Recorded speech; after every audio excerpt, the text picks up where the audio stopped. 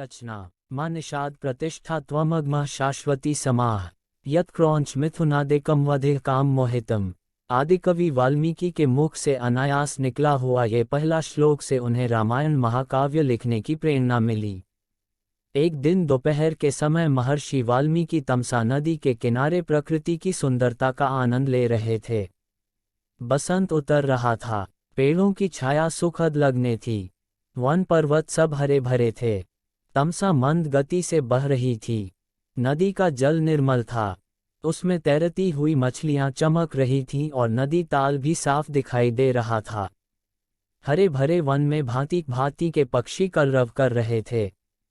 नदी के किनारे लंबी चोंच वाले चटकीले रंग के पक्षी एक पांख में ध्यान लगाए बैठे थे। उनमें से कभी कोई तेजी से उड़ता और तीर की तरह पानी में चोंच डुबोकर कुछ पकड़कर ले जाता।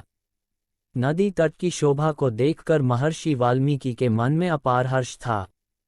सहसा उनके कान में क्रौंच पक्षी की सुरीली ध्वनि पड़ी। आंख उठाई तो देखा क्रौंच पक्षी का एक जोड़ा नदी तट पर कलोल कर रहा है। क्रौंच कभी चोंच से एक दूसरे के पीठ सहलाते, कभी थोड़ा सा उड़कर वे इधर उधर बैठ जाते और फिर पास आकर खेलने लगते। महर्षि वाल्मीकि को ये क्रौंच बड़े प्यारे लग रहे थे।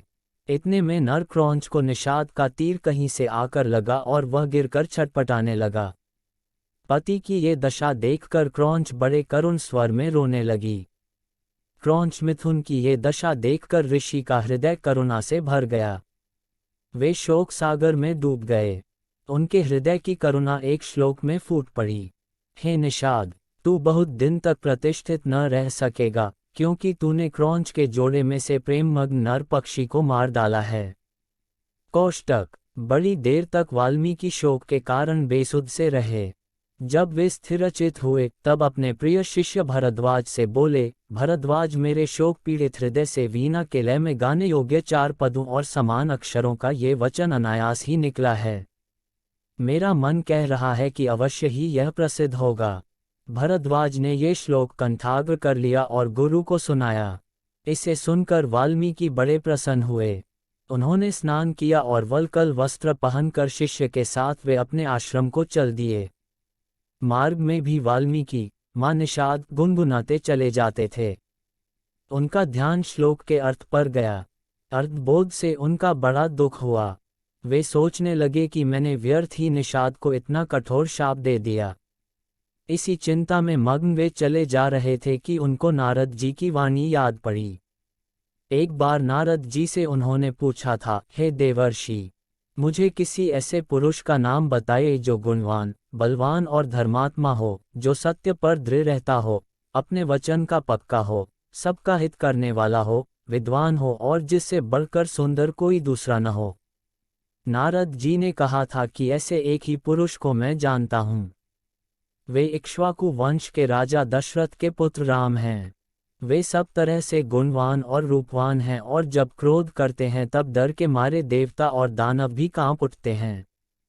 वाल्मीकि को ये सब बातें याद पड़ीं और रामायण की जो कथा नारद जी ने संक्षेप में सुनाई थी वह भी उनको याद आई। यह याद आया कि देवर्षि देवलोक को आकाश मार्ग से किस अद्भुत गति से चले गए थे।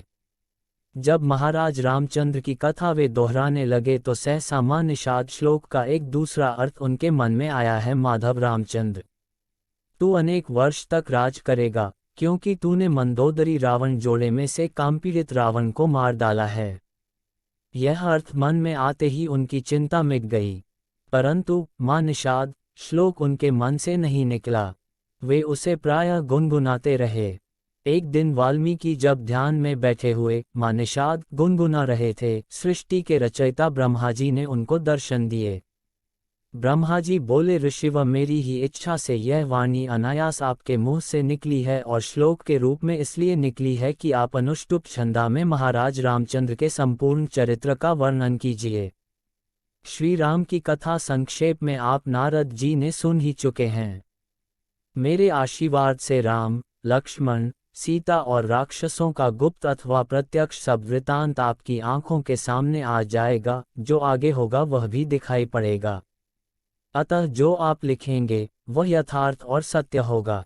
इस प्रकार आपकी लिखी हुई रामायण इस लोक में अमर हो जाएगी। इतना कहकर ब्रह्मा जी अंतर्धान हो गए। वाल्मीकि श्लोकों में श्री राम के चरित्र का वर्णन करने लगे। सब श्लोक मधुर और सुंदर थे। उनका अर्थ समझने में भी कोई कठिनाई नहीं होती थी।